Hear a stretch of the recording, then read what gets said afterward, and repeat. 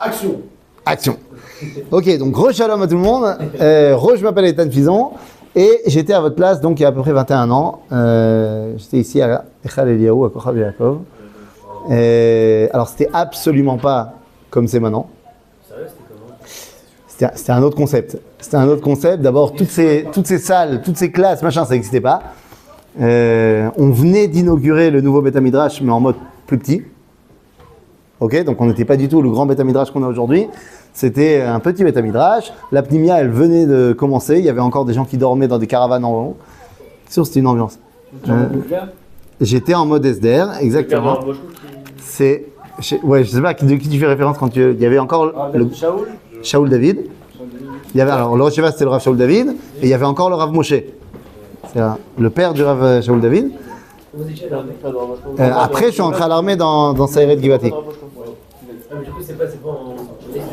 Donc du coup, j'ai dû arrêter le SDR. J'étais que 6 mois en fait ici. Après, je suis revenu après l'armée, mais après l'armée, je suis resté encore un peu. Non, j'étais 1 an au Machon Meir. Ensuite, je suis venu ici. Ensuite, je suis rentré à l'armée. Et après l'armée, je suis revenu ici un petit peu. Voilà. Hein? On est mieux à Kochav. Je te dis, à Kochav, à l'époque, c'était vraiment le début de l'aventure, quoi. Donc, c'est une ambiance de se dire que tu participes à la construction de quelque chose, quoi. C'était très sympa. Après, je suis passé par les Yeshivat à Kotel pendant 1 an. Et je suis parti ensuite à Merkaz Harav pendant 9 ans. Et voilà. Donc, c'est l'ambiance.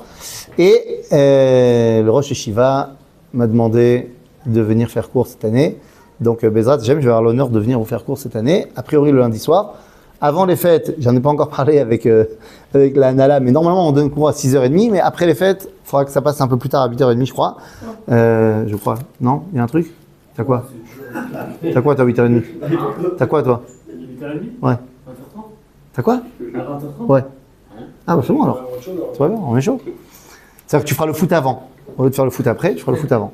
C'est ça? D'ailleurs, je peux aussi venir pour le foot parce que j'ai vu votre niveau, il va falloir qu'on élève un petit peu le niveau. Parce que je viens d'arriver, la première chose que je vois, c'est un tir, mais totalement pas cadré. Donc, il y a un moment donné, c'est pas possible. C'est celui qui sait pas tirer au foot, il saura pas tirer à l'armée non plus. Donc, faire très attention, c'est très important. Bien sûr. Top, alors regardez, de quoi on va parler? On n'a pas un thème en particulier pour toute l'année.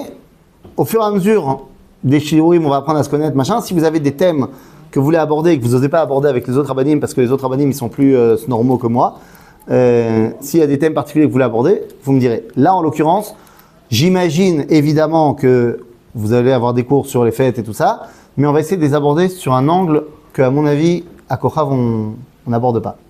C'est-à-dire, donc aujourd'hui, on va commencer un cours sur Rosh Hashanah. Je ne sais pas combien de temps ça va nous prendre. Donc, soit on termine aujourd'hui, soit on terminera la semaine prochaine. Et ensuite, on a 3 cours avant les fêtes. On a 2 cours avant Rosh Hashanah. Et ensuite, on a un cours, j'imagine, juste avant Yom Kippour. Donc, on va essayer de parler un petit peu de ce qu'on peut parler. Ok? Ça marche? Yalla. Tov. Ce que je vous ai pas dit et ce que vous savez pas, et que c'est très important que vous compreniez pour aussi comprendre dans quel état d'esprit je suis. Avant la Yeshiva, avant le Machon Meir, et donc avant Kochav Yaakov, dites-vous bien que 2 mois avant de venir à la Yeshiva, je fais pas Shabbat, je mange pas kasher, et j'ai pas grandi dans une famille religieuse. Ok? Je viens de France, j'ai grandi à Metz. Tu connais Metz? Ouais. C'est là-bas dans le nord-est de la France. Ton quoi? Un pote? Ah? C'est à côté du Luxembourg, d'accord. Les gars, je vous promets, vous n'êtes pas obligés d'être avec les portables. Ceux qui ont des portables, vous allez survivre 1 heure sans le portable. Je vous en la parole d'honneur. Même toi. Je te promets. Vous avez fait comment Alors comment je suis revenu dans la Torah? D'abord, que tu saches, je viens d'une famille pas religieuse, mais on allait à la Sina tous les Shabbats. On y allait en voiture. On faisait en Shabbat? Non, on y allait en voiture, on revenait en voiture aussi. On faisait Kiddush tous les Shabbats. On baissait un peu le son de la télé pour faire Kiddush. Et ensuite on faisait Kiddush. Je dis pas, c'est comme ça que j'ai grandi. Je me suis même pas posé la question, tu vois. Je savais qu'il y avait des religieux. En l'occurrence, le frère de mon père, c'était le rabbin. Mais nous, on était en mode tranquille. C'est un rabbin ou c'est un... Non, c'est un rabbin. C'est le rabbin du consistoire, machin. Donc, rabbin, quoi. Mais nous, on n'était pas du tout religieux. On mangeait kasher, viande à la maison, mais pas kasher lait. C'est-à-dire, la viande à la maison, c'était vraiment cachère, c'était méadrine. Merde. Ouais, mais pas parce que mes parents, ils ont une émouna dans la viande. C'est juste que mon père, il voulait que la famille, elle reste unie. Et donc, il a dit à son frère, il a dit, voilà, t'es le rabbin, tu nous dis tout ce qu'il faut faire pour que ce soit cachère, viande. Comme ça, on pourra faire des repas de Shabbat tous ensemble et tu viendras. Donc, il lui a dit, ok, bah, 2 éviers, 2 vaisselles, 2 machins, 2 trucs, 2 bidules, trempés, nanana. Donc, tout ce qui était côté viande, c'était ultra cachère. Côté lait, c'était fruits de mer, c'était trucs. Moi, j'ai jamais aimé les fruits de mer, mais mon père. Non, moi, j'ai rien. Moi, ça me dégoûtait, quoi. Mais les trucs, voilà, pas cachère, poisson pas cachère, machin, hein. McDo, évidemment, McDo, la base, mais des fois, alors, Zéou, franchement, le fish, il était meilleur, hein. Ah, d'accord. Ah, le menu best-of filet, avec un filet en plus, c'était... Alors, je mangeais la viande dehors, pas cachère. La méadrine, alors pas le tralouf. Un jour, peut-être qu'on fera un cours là-dessus, pour comprendre pourquoi est-ce que le cochon, ça a pris un statut différent dans le judaïsme, alors qu'en vrai, al-pi halakha, c'est pas plus grave de manger du cochon que de manger un autre animal pas cachère, quoi. C'est-à-dire, hein, le cheval, par exemple. Comme jamais. Bekitsour, donc voilà, ça c'est l'ambiance dans laquelle je grandis, très communautaire. Voilà, on vient à la Sina tous les Shabbats, machin, les fêtes, nanana, mais pas du tout religieux. Quand j'ai 7 ans, on m'a pas demandé mon avis, on m'a mis au ZI. Je sais pas si vous connaissez les ZI. Voilà. Ouais, t'étais au ZI. Quel GL t'étais, toi? Hein? Quel GL? De Nice. De Nice? Nice Ben Yehuda. C'est fait. Donc moi j'étais au ZI, mon père c'était le responsable des ZI à Metz, donc j'avais pas le choix. Et voilà, ça c'est l'ambiance. Jusqu'en 6e, je suis en école juive. Après la 6e, il n'y a plus d'école juive. Donc je vais au collège et au lycée de la République, à Georges de la Tour. Et donc ma majorité de... Ah oui, un autre truc, c'est Metz, c'est pas Paris. Donc en termes de communauté juive et la grandeur de la communauté juive, on n'y est pas. Dans mon année, ok, je suis de 85, attention, ça veut dire que je suis très vieux. Je suis de 85 et mon année, c'était le baby boom dans la communauté. Donc de ma section, dans la classe, quand on était encore à l'école juive, jusqu'en 6e, c'était la classe la plus bondée de la communauté depuis des années. On était 12. 12. Ça veut dire que j'avais 12 juifs de mon âge. Mon frère, 3 ans de plus que moi, eux, ils étaient 7. Ma sœur, 7 ans de moins que moi, elles étaient 4. C'est-à-dire, donc voilà, tu vois l'ambiance de la communauté, la grandeur de la communauté. Donc autant te dire que la majorité de mes potes, mais ils n'étaient pas juifs. C'est-à-dire, j'avais mes potes juifs que je voyais à la synagogue, que je voyais aux EI, machin, mais la majorité de mes amis, c'était pas des juifs. À 15 ans, je vais faire un voyage en Israël pour la première fois. Première fois de ma vie en Israël avec les EI. Maintenant, mes parents, ils sont pas du tout contre Israël, ils sont très pro-Israël, mais juste qu'on n'y allait pas. C'est-à-dire, c'était genre, on aime beaucoup Israël, on fait des conférences sur Israël, machin, mais on va pas là-bas en vacances. Donc, j'ai voyagé dans plein d'endroits, grâce à Dieu, Akadosh Baruch Hu, il nous a emmenés, mes parents, ils nous ont emmenés dans plein d'endroits très sympas, mais on n'allait pas en Israël. 15 ans, j'arrive en Israël, première fois, voyage avec les EI. Maintenant, je suis très content d'y aller. Je suis... Hein? C'est quoi? À l'époque, il y avait un voyage pour les gens de 15 ans. Non, aujourd'hui, tout est différent. Mais à l'époque, il y avait ça.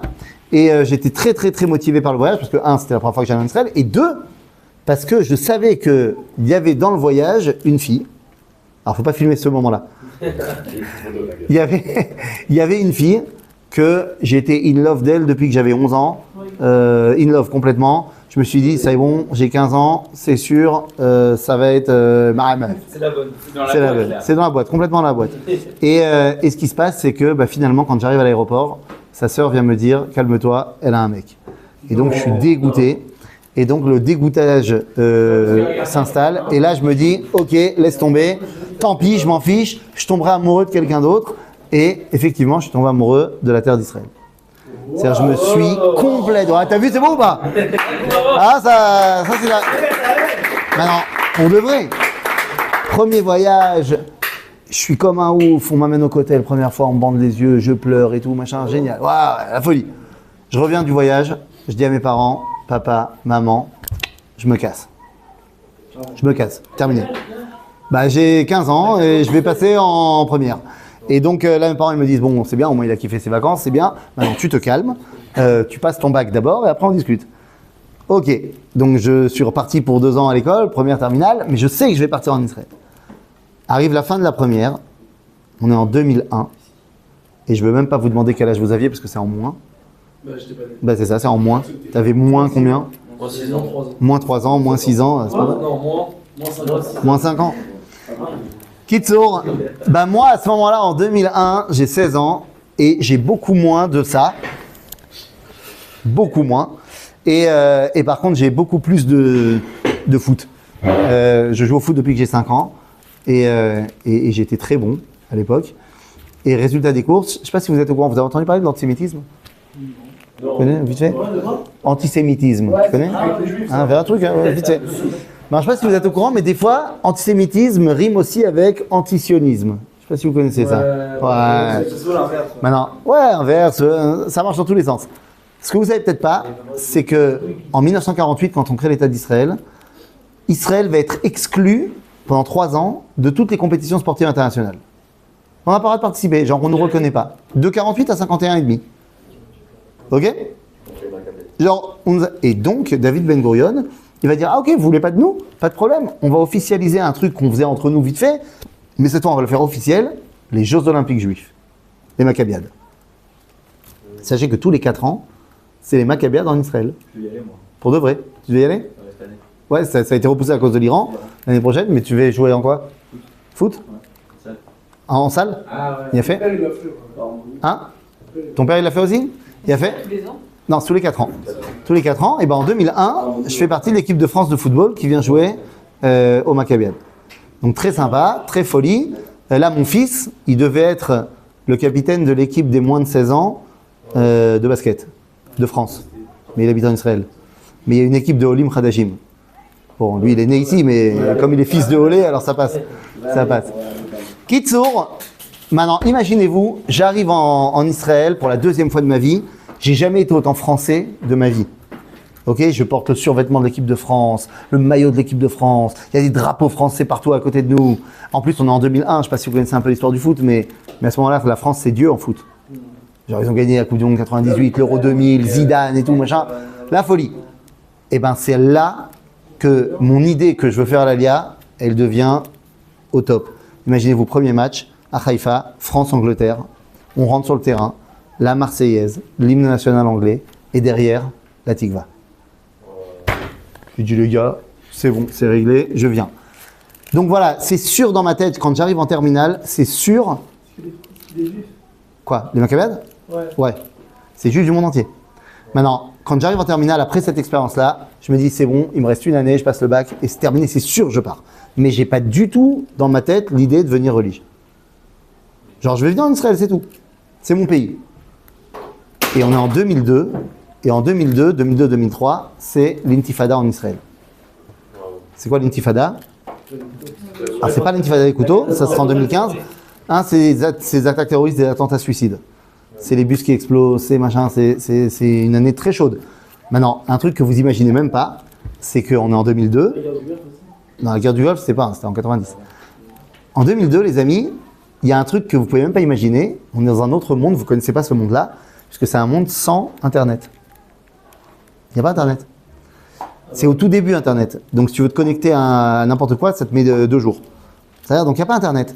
Tu veux savoir ce qui se passe en Israël, tu es obligé d'attendre le journal de 20h à la télé, sur TF1 ou sur France 2. Le correspondant de France 2 en Israël, c'est un juif, qui s'appelle Charles Anderlin, et c'est un des mecs les plus antisémites et les plus antisionistes du monde. Et les juifs. Donc ça veut dire que tous les soirs, tu as un mec qui vient et qui crache tout ce qu'il peut cracher sur Israël. Et en même temps, on voit des images de bus qui explosent et de machin et de machin. Je ne sais plus exactement ce qui s'est passé ce soir-là, mais le lendemain matin, j'arrive à l'école. Et comme je suis... Alors, il y en a qui ont été en école Goy? Ouais, toi. Donc, vous savez ce que c'est? Quand on est en école non juive, on s'en fout de savoir ce que tu penses. Comme tu es juif, tu es le porte-parole de Tzahal, le porte-parole de Bibi, le porte-parole de l'État d'Israël, le porte-parole de tout ce qui est juif. Même si toi, tu ne connais pas. Ça dépend. Ça dépend? Toi, chez toi, c'était pas comme ça? Il y avait beaucoup de juifs dans ton école? Oh, il est pas mal, quoi, mais Souvent, c'est comme ça. ça dépend, quoi. Vraiment, ça dépend juste des endroits. Il y a des endroits. Il n'y a pas eu débat avec des copains et tout? Tu disais que t'étais juif? Non, moi, j'arrive à anticiper à l'école. Ouais. Il n'y a jamais eu de débat avec tes copains? Non? Peut-être ils en avaient marre, ils avaient tellement l'habitude de voir des juifs. Bon, en tout cas, à Metz, ils n'avaient pas l'habitude. Et donc, j'étais genre the représentant. J'arrive un matin à l'école et tout le monde vient me voir et me dit « Ouais, t'as vu ce que vous avez fait aux Palestiniens hier? On a vu à la télé, machin. » Bon, moi, je leur ai dit que c'était pas moi parce que moi, j'avais piscine la veille. Mais après, on est rentré dans un débat. Ouais, c'est à nous, c'est à eux, c'est à nous. Et le mec qui me saoulait, c'est un mec que je connais depuis la 6e, Hugo, un non-juif. Et je lui dis « Hugo, pourquoi tu me saoules? T'es chrétien, non ?» Il me dit « Ouais. » Je dis « Bah, c'est marqué dans la Bible que la terre d'Israël appartient aux Juifs. Donc toi, t'y crois à la Bible, alors pourquoi tu me saoules? » Et là, Hugo, il me répond « Ouais, mais il y a marqué Shabbat dans la Bible, tu fais pas Shabbat, alors pourquoi tu me saoules ?» Et là, la claque, Il a pas tort, il a pas tort. là, mais il a complètement raison. Donc là, grosse claque. Et ce jour-là, sur le chemin de la maison, je me dis « Mais attends, je vais partir en Israël, parce que j'y crois, parce que c'est mon pays et tout. Il y a d'autres trucs qui sont marqués dans la Bible. Et j'y connais rien. » Et à ce moment-là, je décide de faire tchouva. Bon, je décide de faire tchouva, mais je dis à Dieu, je ferai tchouva l'année prochaine. Tu me laisses kiffer ma fin de terminale. Et je suis monté dans l'avion à la fin de la terminale, après le bac, et j'ai fait tchouva dans l'avion. Voilà. Bon, en vrai, je connaissais rien, tu vois. Mais dans ma tête, dans l'avion, j'ai dit, ça y est, c'est bon, je suis religieux. Zéro, je suis religieux. Bon, je connais rien. Et donc, j'ai appris, et petit à petit. C'est-à-dire, voilà l'ambiance dans laquelle j'ai grandi. Maintenant, pourquoi je vous ai raconté tout ça? D'abord, pour que vous sachiez quel est mon parcours, que vous sachiez que vous pouvez me poser toutes les questions du monde, il n'y a rien qui va me choquer, parce que je viens de beaucoup plus loin que vous, a priori. Donc, on peut y aller, on peut discuter de tous les sujets de l'univers, si ça nous fait avancer dans notre rapport avec Akadosh Baruch Hu et la Torah. Et pour que vous compreniez que dans la façon que j'ai d'étudier la Torah, je connaissais rien à la base. Donc, quand je suis arrivé à la yeshiva, je ne me satisfais jamais de le rabbin il a dit. Je voulais comprendre pourquoi. Je voulais comprendre d'où ça vient les trucs. Et j'ai un autre problème, c'est que je souffre d'une maladie grave qui s'appelle la logique chronique et je supporte pas quand les choses ne sont pas logiques. Donc, si tu m'expliques un truc et que ça tient pas debout, il va falloir que tu m'expliques mieux. Ok? Et c'est comme ça que j'ai commencé à étudier la Torah et c'est comme ça jusqu'à aujourd'hui. Donc, quand on va étudier nos sujets, on va pas se contenter de c'est marqué, machin. Non. On va poser des questions claires et on va essayer de trouver des réponses claires. Et je ne me satisfais pas d'une réponse de religion. Ok? Donc, les réponses de religion en général, c'est comme ça, c'est marqué dans la Torah. C'est Dieu, il a dit. C'est Dieu, il a dit. Ou alors, on va te dire un autre truc que tu as appris à l'école, mais que quand tu fais marcher ton esprit critique, tu dis, non, attends, il y a un bug. Donc, on va commencer notre premier cours sur Rosh Hashanah. C'est dans pas longtemps, dans 2 semaines. On va pas le terminer, je vois déjà. On va pas le terminer maintenant, on le terminera la semaine prochaine, il n'y a pas de problème. Mais donc, restez avec moi. Donc, venez, on commence notre histoire de Rosh Hashanah. C'est-à-dire, je pose une question très très simple. Mais avant la question, j'ai une intro. Toutes les fêtes. Il y a un truc pour effacer ici? On peut effacer peut-être quelque chose? Je sais pas, un mouchoir, je pense. Non, on ne sait pas. On ne veut pas toucher. Ouais, Ouais, ça reste ici. Bon, ça reste. Le tableau, on peut le passer. Attends, accorde-toi. L'homme chané. Toutes les fêtes juives, quelles qu'elles soient, ok? Et ça, je signe. Toutes les fêtes juives sont décrétées pour symboliser, pour commémorer un événement historique qui a touché le peuple juif. S'il n'y a pas d'événement historique qui a touché le peuple juif, il n'y a pas de fête juive. Ok? Le judaïsme n'est pas une spiritualité. Il y a beaucoup de spiritualité dans le judaïsme, mais on n'est pas un truc spirituel. Je donne un exemple. Ça me montre à quel point, et c'est pas de ta faute du tout, tu as grandi dans un monde chrétien. La France, c'est un monde chrétien. On a appris des concepts, genre matériel et spirituel, qui s'opposent. Mais nous, on n'est pas là-dedans. Pourquoi on n'est pas là-dedans? Parce que pour nous, le judaïsme... Ah oui, moi je me suis levé. Parce que pour nous, le judaïsme, le matériel peut être Kodesh et il peut être Hol. Et le spirituel peut être Kodesh et il peut être Hol. Exemple, tu te fais un burger de la mort, frites coca, de folie, tu te fais péter le ventre. Non mais moi je te dis. Moi je te le dis. Il a dit quoi? J'ai dit on n'est pas spirituel. Il m'a dit quoi? On est matériel, comme si il y avait une opposition entre matériel et spirituel. Je lui ai dit non. Exemple, imagine on se fait un méga burger de la folie, on se fait péter le ventre à la folie. Ok? Azov bracha avant et après. Je fais ça un mardi pour me faire péter le ventre. Non, avec bracha, l'homme jamais. Ce repas, il est chol ou il est kodesh? Il est chol. Non, il est cachère, j'ai fait une bracha. Depuis qu'on fait le bracha, Non, on le rend. On l'emmène au spirituel. Dafka, non. Mais ça, c'est pas notre sujet. Dafka, la bracha, elle le rend chol. Mais ça, c'est un autre problème. Stam, j'ai mangé. Par contre, ce même burger, frites, coca, de folie, pétage de ventre, je le fais parce que je viens de faire un sioum de Masechet. Je fais une seudat mitzvah. Là, c'est Kodesh. Ah, c'est le même repas, mais il devient Kodesh. Mais parce Pareil. que c'est par rapport à quelque chose. Nachon. Donc, il y a fait. Et c'est vrai pour tout. Pareil, je fais un exercice de maths pour passer le bac, Zechol. Par contre, je fais un exercice de maths parce que j'adore les maths et grâce aux mathématiques, j'arrive à dévoiler les secrets de Dieu. Bah, mes maths, ça devient Kodesh. C'est-à-dire, donc, spirituel, parce que les maths, c'est spirituel. Spirituel, ça veut dire spirit, ça vient de l'esprit. Matériel, ça vient du bide. C'est-à-dire, donc, dans le judaïsme, tu peux avoir et des trucs matériels et spirituels qui sont Kodesh. Ou à l'inverse, et des trucs matériels et spirituels qui sont Chol. Ce que je veux dire par là, quand je vous dis qu'on n'est pas un truc spirituel, il y a une fête qui est super géniale, que je kiffe, qui n'est pas une vraie fête, qui s'appelle Tu Bishvat. Tu connais Tu Bishvat? C'est génial, Tu Bishvat. On fera certainement un cours avant Tu Bishvat cette année, et je vous dirai à quel point Tu Bishvat c'est la folie. Aval, Tu Bishvat c'est pas officiel. C'est pas officiel, c'est pas officiellement une fête du judaïsme. Pourquoi? Un mec qui fait rien à Tu Bishvat de particulier, il a rien transgressé, il a rien annulé, il y a aucune obligation à Tu Bishvat. Comme Shavuot. Non, Shavuot, il y a plein de choses. Par exemple, il y a Shavuot, c'est Yom Tov. Par exemple, Shavuot, c'est Yom Tov. Mais Tu Bishvat, tu es obligé de rien. C'est un minag, Tu Bishvat. Pourquoi? Parce qu'il n'y a encore eu aucun événement historique qui a touché le peuple juif à Tu Bishvat. Ça représente plein de choses, Tu Bishvat. Ça a été fait par les Mekoubalim, par les kabbalistes, parce que ça représente plein de choses.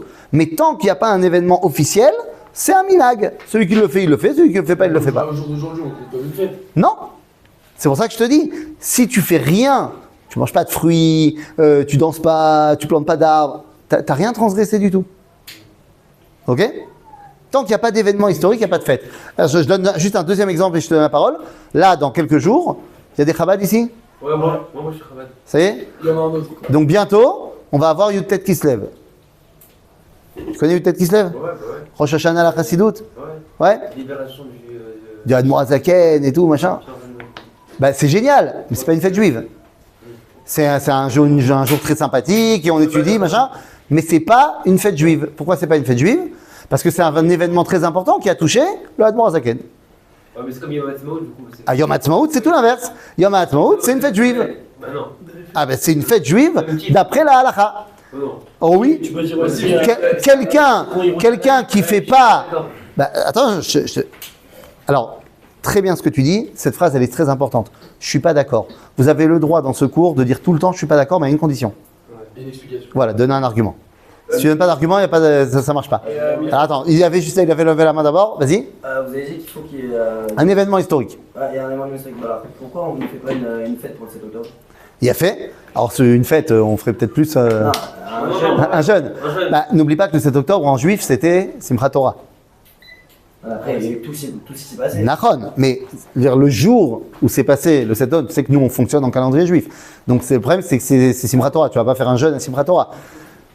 Donc on a un problème à ce niveau-là. Maintenant, est-ce qu'on ne devrait pas mettre en place un jour de jeûne pour le 7 octobre? Peut-être, et peut-être que ça sera fait. En attendant, moi l'année dernière et cette année dans ma communauté, je suis rabbin de communauté à Jérusalem, on a fait le jour du Shabbat, on a fait des keynotes du 7 octobre.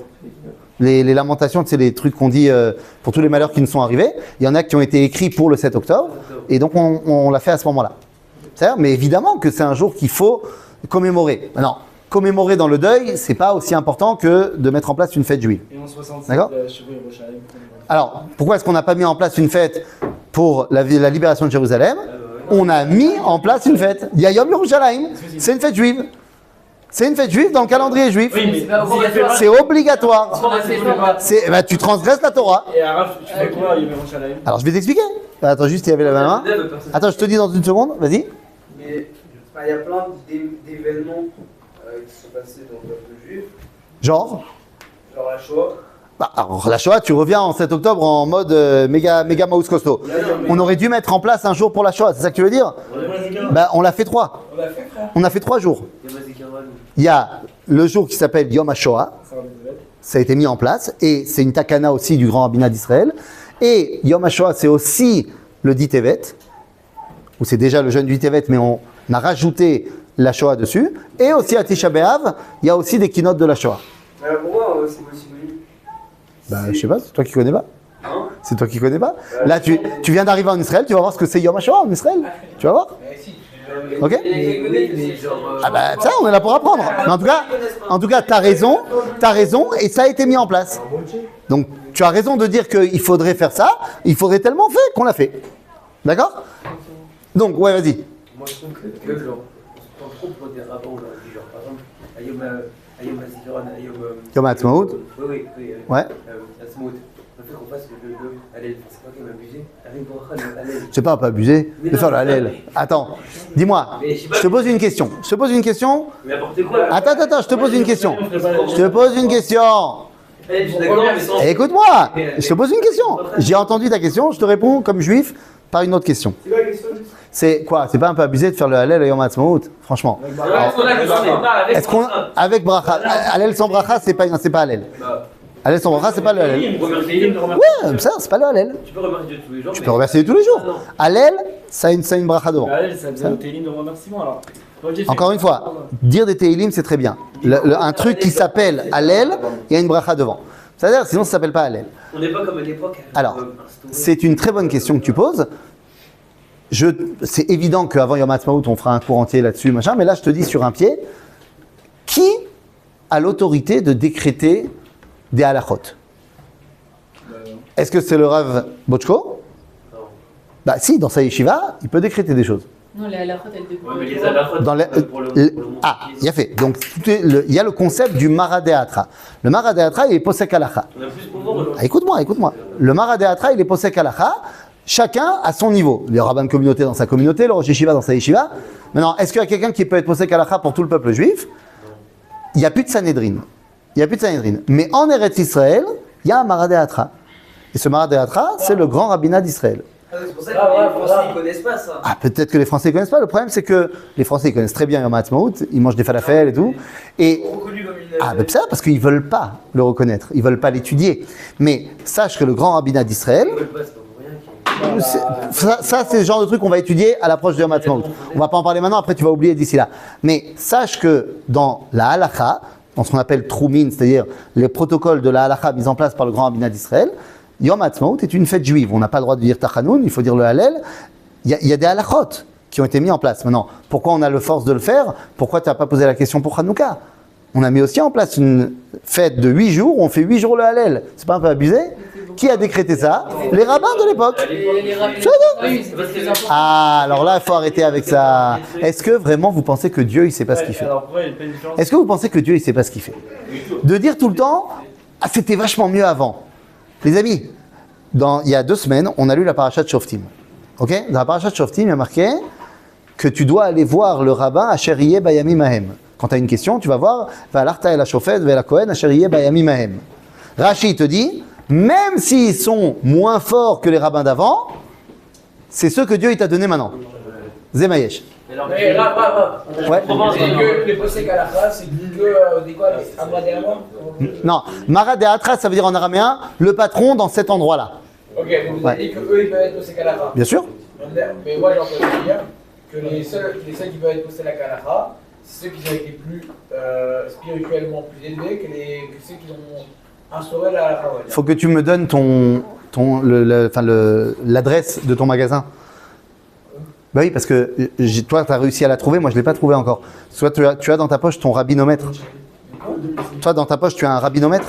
Oh, logique. Ah, d'accord. Tu as un rabbinomètre. C'est-à-dire, tu sais quel rabbin est plus spirituel que d'autres. C'est pour ça qu'aujourd'hui. Toi, tu sais. J'ai pas dit moi. Non, pas toi. C'est-à-dire, qui peut dire ce rabbin-là, il est plus spirituel que celui-là? Est-ce qu'il y a une Et donc fête comment un rabbin, si un rabbin, non mais c'est ça, laisse-moi finir. Si un rabbin, il peut se permettre de dire je suis plus fort que le Rashi. Donc là, non, il y a un problème d'ego. Bien sûr, tu peux pas contredire des rishonim. Le Rashi c'est autre chose. Nachon. On peut pas ceux qui se Nachon. dit, Mais je contredis pas. Comment on étudie la Torah? On a nos textes, on a nos références. Et donc, à un moment donné, tu dis, ok, j'ai lu 1, 2, 3, 4, 5, 7, 8, 9, 10. Eh ben, je vois que ce qui nous arrive, ça correspond à 1, 2, 3, 4, 5, 7, 8, 9, 10. C'est où? Mais du coup, si à l'époque, ils n'avaient pas été poskim sur certaines halakha, Pourquoi aujourd'hui Bah, peut-être parce que la réalité elle est différente. Peut-être. On le voit de génération en génération, ça baisse niveau. On le voit très bien. Les Rishonim, ils sont plus, on va dire forts, on va dire forts. Mon ami, Les Acharonim. les Rishonim ils sont plus forts que les Acharonim et aujourd'hui on est beaucoup plus forts que tous. Et aujourd'hui, sache qu'on est plus fort que tous. Pour deux raisons. Je t'explique. Non, c'est pas une question. Arrêtez avec votre Yetzirara. Arrêtez d'avoir peur du mal et du Satan. Arrêtez d'être chrétien. Les amis, il y a deux raisons. Moi, j'ai un truc que Rachi n'avait pas. Je suis beaucoup moins grand que Rachi au niveau individuel. Mais tu sais ce que moi j'ai que Rachi n'avait pas? Ouais, c'est vrai, mais c'est pas l'idée. Non, c'est pas l'idée. Non, ce que moi j'ai que Rachi n'avait pas, c'est que moi j'ai le Rambam. Rachi n'avait pas le Rambam parce que le Rambam est venu après Rachi. Et tu sais ce que j'ai que Rambam n'avait pas? J'ai le Ramban aussi. Et j'ai aussi le Shulchan Aruch. Et j'ai aussi, c'est-à-dire que je peux être moins grand au niveau individuel que l'intelligence, le QI de Rachi et les midotes de Rachi, Vadaï. Mais on est ce qu'on appelle des nains sur des épaules de géants. Donc au final, qui est plus grand? Nous. Bah nous. Parce qu'on est sur les épaules de ces géants, sur Rachi, sur Rambam. Maintenant ça c'est une chose. Et il y a un autre truc qu'il faut que tu comprennes, et ça en l'occurrence c'est la fête de Yom Yerushalayim, c'est que Dieu il a prêté un serment. Ok, c'est dans la Gemara, dans Masechet Ta'anit à la page 4. Dieu il a prêté un serment. Il a dit, je ne rentrerai pas dans la Jérusalem d'en haut, tant qu'Israël ne rentreront pas dans la Jérusalem d'en bas. Je ne rentrerai pas dans la Jérusalem d'en haut, tant qu'Israël ne rentrera pas dans la Jérusalem d'en bas. Je te fais une promesse. Maintenant, c'est quoi Jérusalem d'en haut, Jérusalem d'en bas? Vous avez remarqué que Yerushalayim, comment ça se termine le mot? Im. Non. Non, pas im. Aïm. Comment on dit une main? Yad. Yad. Comment on dit deux mains? Yadayim. Ben non, en hébreu on devrait dire yadim. C'est plusieurs. Le pluriel c'est im. Mais c'est la dualité. Ah, il y a fait. Quand il y a deux, c'est pas im, c'est aïm. D'accord? Aïn et naïm. Ozen, oznaïm. Yad, yadaïm. Yeru, shalayim. Donc il y en a deux. Donc il y en a deux. Donc le Talmud il dit, il y a deux, c'est quoi? C'est Shelmala et Shelmata. C'est quoi Shelmata? C'est la Jéru que tu connais, c'est le Kotel, c'est la Rakevet, c'est Ben Yehuda, le Chouk, tout ça, c'est Yerushalayim Shelmata. Yerushalayim Shelmala nous dit le plus grand Tunisien de l'histoire, qui s'appelait le Rav Meir Yehuda Getz, qui était le Rosh Yeshivat HaMekoubalim et le Rav du Kotel. Il disait, Yerushalayim Shelmala, c'est un sac avec des âmes. Ce sont des neshamot qui sont les neshamot de la Nevoa, que Dieu il a arrêté de donner de la prophétie, les neshamot de l'époque du premier Beth Amikdash, que Dieu il a arrêté de donner après la destruction du premier Beth Amikdash. Et il a fermé le sac et il a dit, je ne rentrerai pas dans ce sac-là, je ne recommencerai pas à donner ces neshamot-là, tant qu'Israël ne rentrera pas dans la Jérusalem d'en bas. Les amis, ça veut dire que depuis 1967, Dieu il redonne ces neshamot-là. C'est-à-dire que oui, le niveau qu'on peut atteindre, ça ne veut pas dire qu'on va l'atteindre, ça dépend de notre étude et de ce qu'on se donne ou ce qu'on ne donne pas. Est-ce qu'en cours on est sur le téléphone ou est-ce qu'on est en train d'étudier la Torah? Mais le niveau qu'on peut atteindre, il est infiniment plus grand que celui de nos ancêtres. Et vous n'êtes pas d'accord sur le fait que la génération d'aujourd'hui Elle est géniale, elle est fantastique. On n'a jamais eu une génération comme ça. Tu veux savoir d'où je le sais? Va voir les mecs qui sont en Milouim depuis 500 jours. Va voir les mecs qui sont des tzadikés olam et qui sont en train d'amener la Géoula à un autre shlave. Hein? Vous n'avez pas eu l'occasion. Il a fait. Donc l'histoire... Ah, j'ai pas dit que... Le fait est que... T'as raison, peut-être que s'ils avaient été à notre place maintenant, peut-être qu'ils auraient été autrement, mais moi je refais pas le match. Parce que j'ai pas, je peux pas remonter le temps. Grave, une question. Oui. Aujourd'hui, les 500 personnes qui... Non, les Khayam qui sont en milieu depuis 500 jours, Ouais. pour eux, ils sont plus forts que les Hashmonaïm. Ah, Ils complètement. sont partis 9 contre... Ah, sans aucun doute. Sans aucun doute. Ouais, Sans aucun doute. Mais c'est pas le problème. Mais c'est pas le problème. Là, parce que je fais pas une comparaison entre qui est meilleur et qui est pas meilleur. Je dis simplement que arrêtez de penser qu'on est une petite génération qui peut pas. Les amis, on est la génération qu'Akadosh Baruch Hu il a choisie pour la Géoula. C'est nous la génération. Faites un peu confiance à Dieu. Non? Je suis complètement d'accord. Non. C'est juste que pourquoi, quand les Israël sont rentrés avec 40 ans dans le désert, Mhm. il y a une fête pour ça où je me trompe? Ah, Est-ce qu'il y a une- très bonne question. Ça, on aurait dû faire une fête. La rentrée en Israël. Ça concerne La première avec Yehoshua. Hein? Oui, on a fait une fête. Elle s'appelle Pessah, puisque c'était le jour de Pessah. On est rentré le 10 Nissan, et donc juste après, on a fait le premier Pessah. Je crois, mais. Bah, c'est marqué dans le Tanakh. C'est marqué dans le livre de Yehoshua. Vraiment? Oui, bah lis. Je crois, mais. Non, bah lis le livre de Yehoshua. Oui, vous voulez pas qu'on parle de Rosh Hashanah, donc? Ouais. Je comprenais pas un truc par rapport au. Allez, Ouais. Non mais azov le Hallel. Moi je suis à Genève, moi je suis à Genève. Azov le Hallel. Tu dois dire le Hallel à Genève. J'ai vécu avec une communauté Chabad. Mais c'est Adar, donc c'est Chabad. Sfarad, Mais c'est Adar. Ashkenaz et tout. Bien, tu sais quoi? Et on- Garde le Hallel. Hallel. Garde le Hallel de Yom Ha'atzmaut. C'était genre si important. Garde le Hallel et Yom Ha'atzmaut. On en parlera à Yom Ha'atzmaut. C'est Adar. On a le temps. Là, c'est Rosh Hashanah dans 2 secondes. Ouais, Moi, ça C'est Adar? Hein? ça m'a pas convenu parce qu'en fait, je vous ai posé la question par Ouais. rapport à la génération qui régresse. Ouais. Vous m'avez donné un exemple des. Non, je te dis, on régresse pas. Pourquoi tu dis qu'on régresse? Mais parce que vous, On connaît beaucoup plus la Torah que des générations précédentes. vous avez l'exemple Non, on a- d'Israël. En Israël, Ah, tu dis les gens qui sont en route l'arrêtent? Ah, je suis d'accord avec toi. France, Mais est-ce que tu penses qu'avant c'était mieux? vous connaissez tout par Eh, il y a un truc, votre problème c'est que vous avez une idéalisation de l'histoire sans connaître l'histoire. Tu sais mon ami, avant, les fameuses générations d'avant, ils étaient tous analphabètes. Ils connaissaient rien. Alors à l'époque de Rachi, tu avais Rachi, c'était un géant de l'univers, mais le peuple juif, il savait pas lire, il savait pas écrire. De quoi tu me parles? Oui, mais ils étaient dans la Torah. Et, ils étaient dans la Torah. C'est-à-dire, parce qu'à une époque, le rabbin, quand il faisait pas la Torah, il disait, ah, tu vas brûler en enfer, et les gens, ils disaient, ah. Aujourd'hui, on est... Non, c'est beaucoup mieux que tu fasses la Torah, pas parce que tu as peur de brûler en enfer, mais parce que tu fais la Torah, parce que tu comprends la grandeur de la Torah. Le Rav Kook, il explique que si Akadosh Baruch Hu, Rashi, mais pas les autres. Ah, tous, la Gemara. Ah putain, qui connaissait la Gemara. Il y avait 2 personnes et demie qui connaissaient la Gemara. Tu sais, à l'époque des grandes yeshivot en Pologne, il y a 200 ans, il y avait... Genre, vous connaissez tout. Mais qui connaissait? Transmettez de génération en Qui? génération. Les rabbins de la Mishnah. Non, non. Oui. Non, mais Les rabbins de la Mishnah, de la Gemara. Mais qui les connaissait? Il faut dire que Qui les connaissait? ça se transmettait de. Mais qui? Tous. Ah, les gens? Mais ça va pas à la tête. c'est vrai, mais ils disent dans la Mishnah que ouais, mais pourquoi Amaretz, pourquoi ils ont commencé à écrire la Mishnah? Parce qu'ils ont dit qu'ils ont commencé à l'oublier, mais ils connaissaient quand même. Vous connaissez des lois. La Mishnah, c'est la halakha, c'est tout, hein, ça n'a rien d'extraordinaire. Alors, ils connaissaient quand même des Alpés. Les amis, il n'y a jamais eu autant d'études de Torah qu'aujourd'hui. Bravo. Vous pouvez la tourner autant que vous voulez. On n'a jamais eu autant d'yeshivot, autant de bate midrash, autant de synagogues, autant de shiurim. Jamais. Jamais. Arrêtez de penser qu'on est une génération toute pourrie. On est une génération fantastique. Ça ne veut pas dire qu'on n'a pas des choses à corriger. Mais on est une génération extraordinaire. Et c'est Akadosh Baruch Hu qui a choisi. Maintenant, il nous reste 5 minutes. Venez, on parle un tout petit peu de Rosh Hashanah quand même. Parce que tout a commencé en disant il faut un événement historique. D'accord? Donc je pose la question simple. Ok? Les gars, vraiment lâchez vos portables. Vraiment. Genre vraiment. Ou alors, t'es pas obligé d'être en cours. Moi, je t'obligerai jamais de venir en cours. Mais si tu viens en cours, t'es en cours. Ok? Maintenant, les gars, la question, elle est très très simple. Hein? Ça va bien? La question, elle est très simple. Fais des remarques, Naïm. Coup de boule.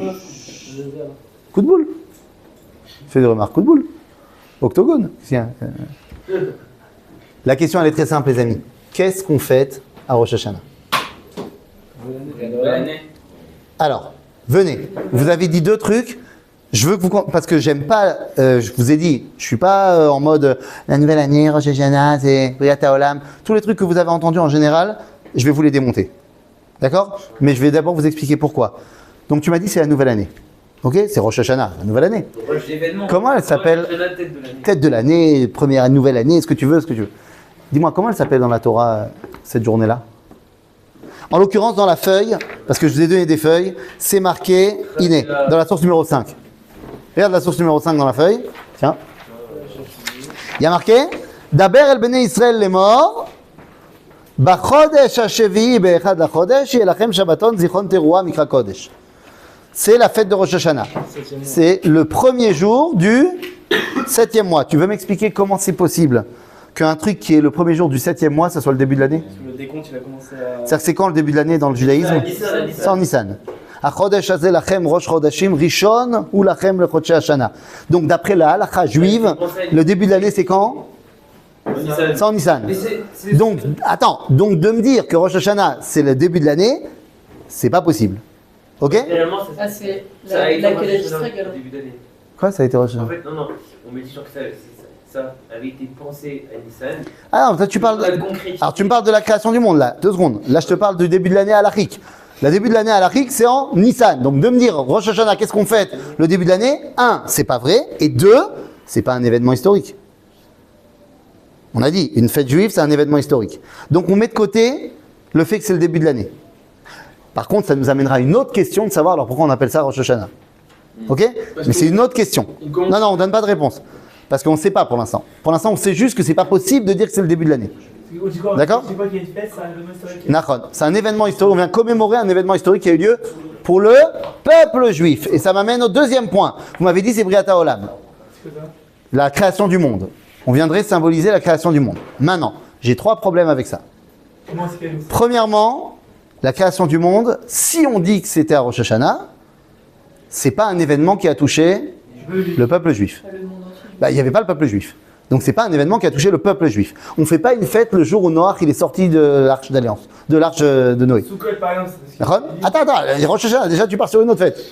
C'est vrai. Mais t'as raison, il faudra poser la question, qu'est-ce qu'on fait à Soukot? Et viens pas me dire les nuées protectrices. Oui. Non, viens pas me dire ça. Tu sais pourquoi viens pas me dire ça? Pourquoi? Parce que quand est-ce qu'on les a eus? Justement, quand Quand on est sorti? Yétiad d'Israël, c'était quand? C'était après. C'était quand? C'était quand dans l'année? Dans l'année, c'était quand? C'était en 2012. Non, pas quelle année? Dans l'année, c'était quand? La sortie d'Égypte. Printemps. En quel mois? En avril. Ouais, en avril. En juif, s'il te plaît? Hier. En Nissan. En Nissan, Nachon. C'est la fête de Pessah. Nachon, vous vous rappelez, connaissez Pessah, sortie d'Égypte? Ouais, c'est bon? Donc les nuées protectrices, on les a eues en Nissan. Pourquoi tu le fêtes en Tishrei alors? Et hop là. Ok? Mais viens, là on est sur Rosh Hashanah. Déjà, tu m'as amené à Sukkot. Donc, 2 secondes, je reviens sur ma création du monde. Donc, tu m'as dit la création du monde, mais la création du monde, ce n'est pas un événement qui a touché le peuple d'Israël. C'est ton premier problème. Deuxième problème, on a déjà une fête qui vient symboliser la création du monde. Et elle revient 52 fois par an. Shabbat. Qu'est-ce que tu dis dans le Kiddush? Oti, Beni, ou Ben Bene Israël, Oti Leolam, qui Sheshet Yamim Asa Hashem, Zikaron, dans le Kiddush on dit Le Maaseh, Bereshit. Donc on a déjà une autre fête qui symbolise la création du monde. On n'a pas besoin de Rosh Hashanah. Et troisième problème. Quoi, le monde il a été créé en Tishri? Non, tu sais, le monde le 25 Elul, l'homme le premier Tishri. Mais ça c'est une marque loquette les amis.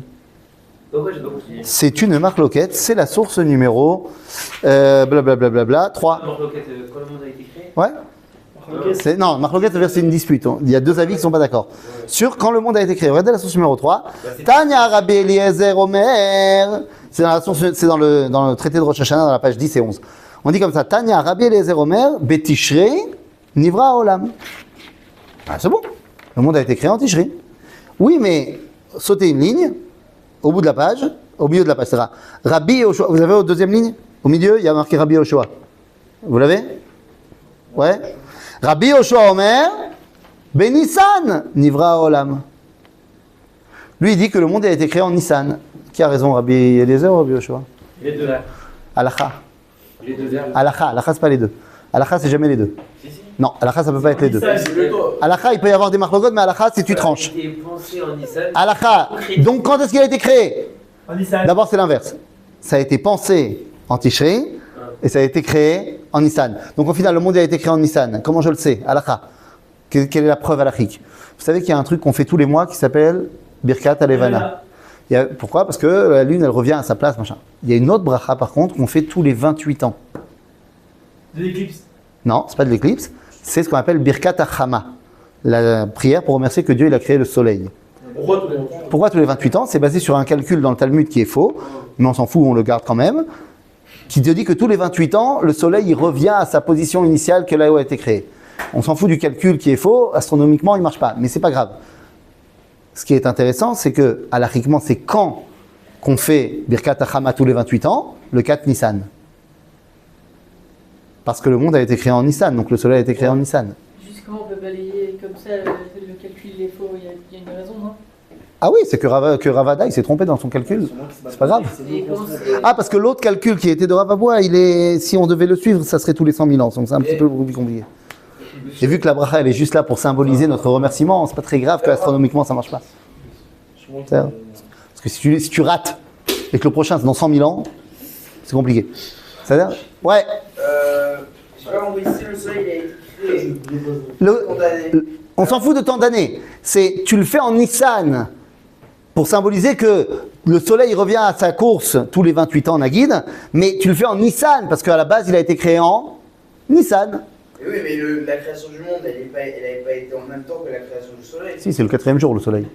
C'est pas des Mais non, mais Ah, c'est pas des vrais jours, donc à ce moment-là, il n'y a plus rien qui marche. La finalisation, C'est sûr que c'est pas des vrais jours. C'est sûr que c'est pas des vrais jours. Mais de ce qu'on te dit dans la tradition juive, le 25 Adar jusqu'au 1er Nissan, création de l'homme, ou alors d'après Rabbi Eliezer, 25 Elul, 1er Tishrei. Donc par rapport à ça, la halakha, elle dit non, moi je vais du côté de Rabbi Yoshua de Nissan. Donc tout ça pour dire, les amis, que El Malasot, ça peut pas être ça qu'on fête. C'est pas possible qu'on fête ça parce que 1, la création du monde, il y a une autre fête. 2, c'est pas un événement qui a tué le peuple juif. Et 3, c'est une marloquette si ça s'est passé en Tishrei ou en Nissan. Et la halakha, elle dit que c'est en Nissan. Rabbi Yoshua, qui pense que le monde a été créé en Nissan, il disait quoi à ses enfants à la table de Rosh Hashanah? Quand les enfants ils demandaient on fait quoi, il n'allait pas leur dire on fait la création du monde, parce que lui il pensait en Nissan. Il faisait quoi alors? Alors on fait quoi? Je pose une question, ouais, dernière question, vas-y. Yom Hadin, c'est pas un événement historique. Le fait que Dieu y juge, c'est pas un événement historique qui a touché le peuple juif. C'est très important, mais c'est pas la raison de faire une fête. On décrète des fêtes que parce qu'il y a un événement historique. Les amis, qu'est-ce qu'on fête? Attends, il faut que j'aille très très vite. Regardez la source numéro 4. Non, c'est quoi? Source numéro... Oui, dans 4, excuse-moi, attends pour moi. Le 4, c'est le Kiddush de Rosh Hashanah. Donc je vous ai mis le Kiddush de Rosh Hashanah, écoutez bien. ברוך אתה השם אלוקינו מלך העולם, אשר בחר בנו מכל עם ורוממנו מכל לשון וקידשנו במצוותיו ותן לנו השם אלוהינו באהבה את יום הזיכרון הזה ואת יום טוב מקרא קודש הזה, יום תרועה יהיה לכם, באהבה מקרא קודש. Ah, ben voilà, ben c'est marqué dans le Kiddush alors. On fête quoi à Rosh Hashanah? Le souvenir de la sortie. De quoi? La sortie d'Égypte. Ah, il y a déjà Pessah. Il n'y a pas Théoroua qui veut dire un... Yom Teruah, ça veut dire c'est le jour de la sonnerie. Mais on y reviendra. Mais attends, j'ai pas compris. Pourquoi il a la sortie d'Égypte? Bah c'est ça, pourquoi on me dit c'est la sortie d'Égypte? Alors que c'est Pessah. D'accord? Bon alors qu'est-ce qu'on fait alors, Shoshana? Les amis, c'est pas une marloquette. Genre on la ramène à toutes les sauces là. Non, on la ramène pas à toutes les sauces. À Hanouka, tu dis pas. À Yom Ha'atzmaut, tu dis pas. À Hanouka, tu dis pas. Sur le schéma on le dit. Schéma, on le dit, c'est d'ailleurs, parce qu'il y a une mitzvah de se rappeler de la sortie d'Égypte. Mais ça, c'est à l'époque. Le schéma, c'est dans la Torah. Ouais, mais genre on le ramène souvent quand on est sorti. On ramène souvent parce que c'est la base de l'identité. C'est la base de l'identité d'Israël. Donc c'est très important. Mais au niveau des fêtes, Alors on le ramène aussi là-bas. bah, sauf que si c'est pas vrai, c'est pas vrai. Donc à Hanouka, tu vas pas dire c'est en souvenir de la sortie d'Égypte. Parce que c'est pas en souvenir de la sortie d'Égypte. C'est-à-dire? Hein? Non, il n'y a pas de kiddush, mais il y a plein de filotes à Hanouka. Tu aurais pu balancer un Zecher l'Itziat Mitzrayim aussi. Mais tu le dis pas. Azrabotai, qu'est-ce qu'on fête? Zéo, on termine, on a terminé. Donc qu'est-ce qu'on fête? Bah vous savez quoi? On verra la semaine prochaine. Non.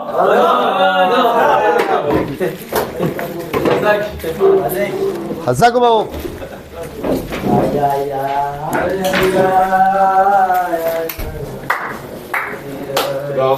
Hazak Obaho.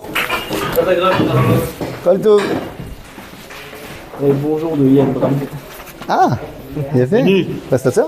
Donc bah c'est la copine. J'étais chez vous à la pourrie, vous vous rappelez pas? Ah oui, mais j'étais pas maître de moi-même.